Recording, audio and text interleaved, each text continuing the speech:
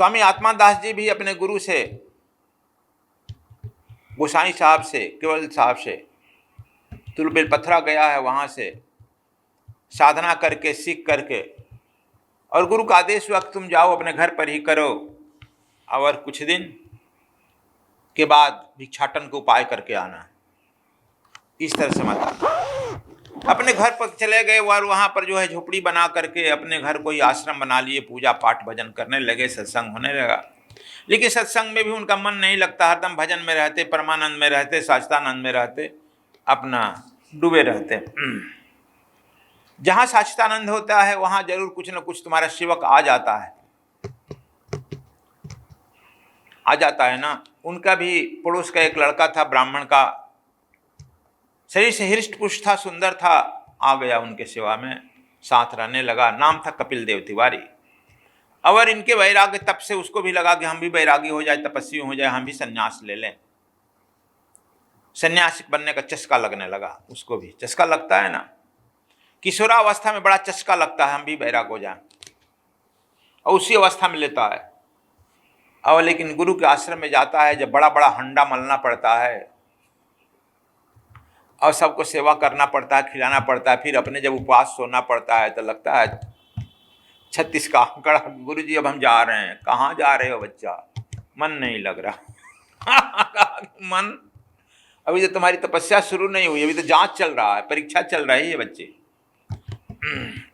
यही होता है, मन चूंकि हरदम द्वैत में रहता है, दुविधा में रहता है। स्वामी आत्मादास जी इसीलिए जो जिसके आता वहां पर अपना भजन। फिर उसे सलाह किए कपिल देव से, उनसे कम उम्र के थे, 8-10 साल।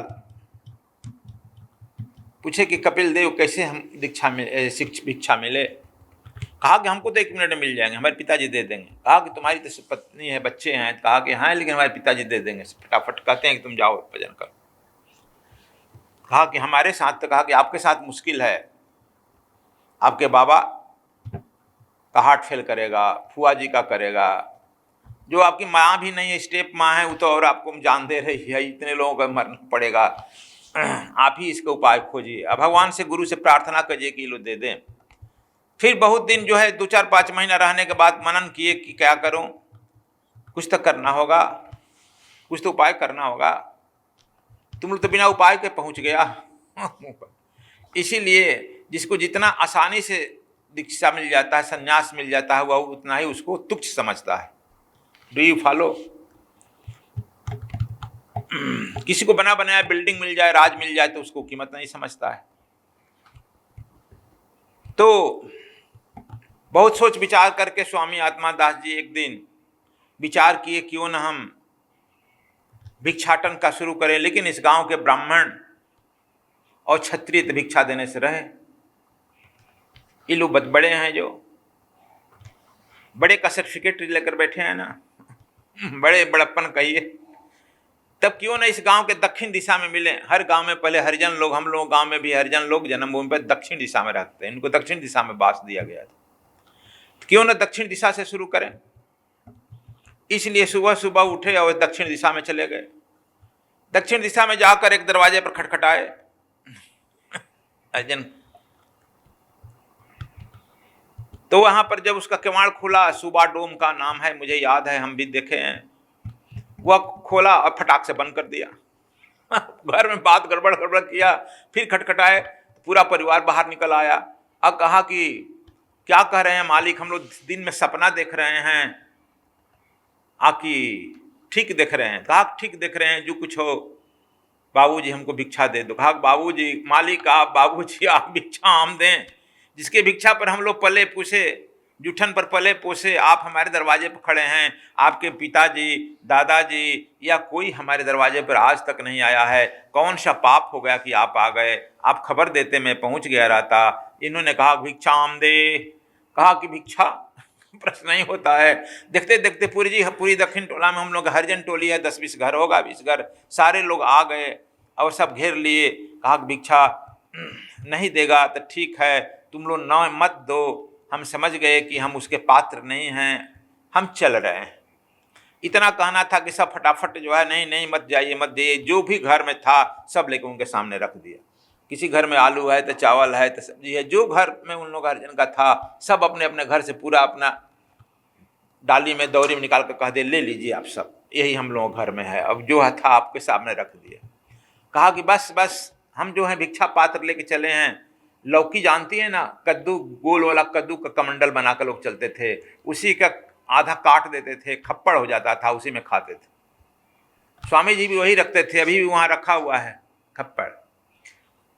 अब तो नरियली का रख लिए थे बाद में, नरियली का खप्पड़, नरियली का नरियल, जो रामूदास बहुत कुछ दान दिए, बांट भी दिए बहुत उनका सामान।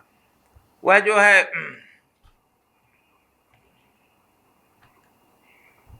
उसी में एक मुट्ठी डाले और चले आए।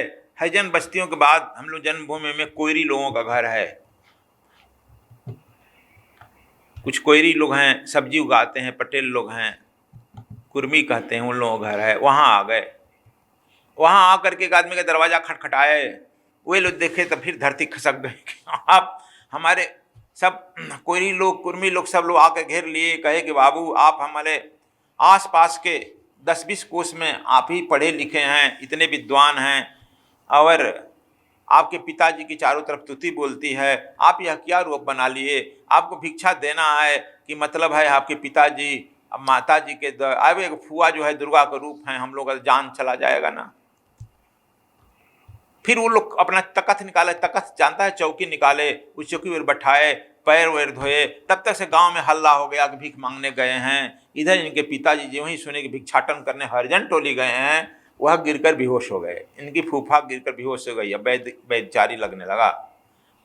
और इधर से दौड़ कर गया कि अरे यार तुम, कुछ लोग गए कि देखो युवक लड़के दौड़ते हैं ना, आप यहाँ पर भिक्षा मांग रहे हैं, आपके पिताजी बेहोश हो गए, दादाजी बेहोश हो गए हैं, फुआ भी, तीनों वैद्य लोग लगे।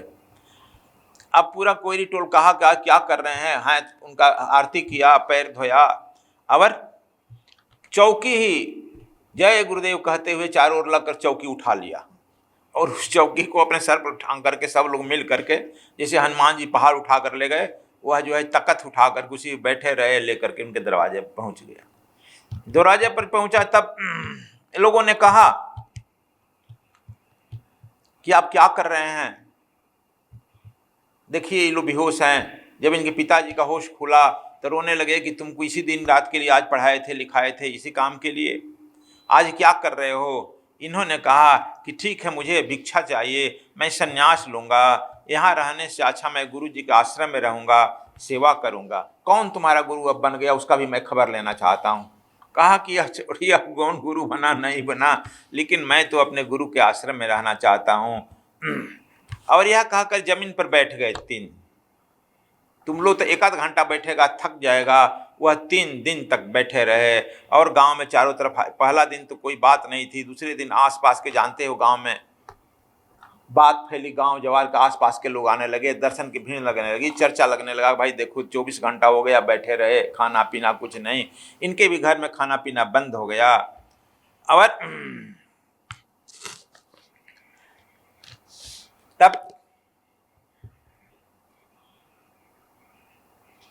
इनका बड़ा लड़का नाम सुखदेव जी था, वह 10 वर्ष का था, छोटा लड़का 5 साल का हो गया था, इसलिए बड़ा लड़का जन्म से सुखदेव सुखदेव ही था। अपने इस माँ से कहा था, माँ तुम तो पढ़ी लिखी हो, तुम तो शिक्षक हो, क्यों नहीं भिक्षा दे देती हो? सन्यासी तो खराब काम नहीं है, साधु बनना खराब काम नहीं है। कहा तुम ठीक कह रहे हो, मैं दे सकती हूँ भिक्षा, लेकिन जो इनको पाली पोसी हैं फुआ जी, तो जानते नहीं हो, ब्रह्मचारिणी हैं, और वह शेरनी है, पूरा गांव उन्हें दुर्गा कहता है, पैर छूता है, तो एक गांव में उनकी हिम्मत नहीं है कि उनके क्रोध के आगे कोई निकल सके। जब वह कोई भी कहेगा भिक्षा देने के लिए, वह शेर की तरह गर्जना करेगी, मार डालेगी। इसलिए उनके प्रेम के आगे मेरे बेटा मेरा काम नहीं कर सकता है, और उनके सामने कोई बोल नहीं सकता। दूसरे दिन लोग सुना, दूसरे दिन लोग गांव आल आसपास लोग मीटिंग करने लगे, और आके इनके पिताजी राम सखी बाबू से, उनके पिता शिवदेनी बाबू से, शिवदेनी जी से कहने लगे क्यों न दे दिए, आप वृद्ध हैं, महात्मा हैं, आपका ऐसा लड़का जो है हो गया है, संन्यास लेना चाहता है, और जिसके घर में एक पीढ़ी संन्यास लेता है 21 पीढ़ी तर जाता है, आप कहते साधु महात्मा का परिवार है, इसे भिक्षा क्यों नहीं दे देते हैं? वे सिर हिलाए, खा पी नहीं रहा है, हम लोग भी नहीं बना तो दे सकते हो। अब गांव जवार के आसपास के लोग सब भिक्षा देने के लिए भीड़ लग गई। 1 किलो चावल, 2 किलो चावल, रुपया पैसा, भीड़ लगती है ना, लगने लगी।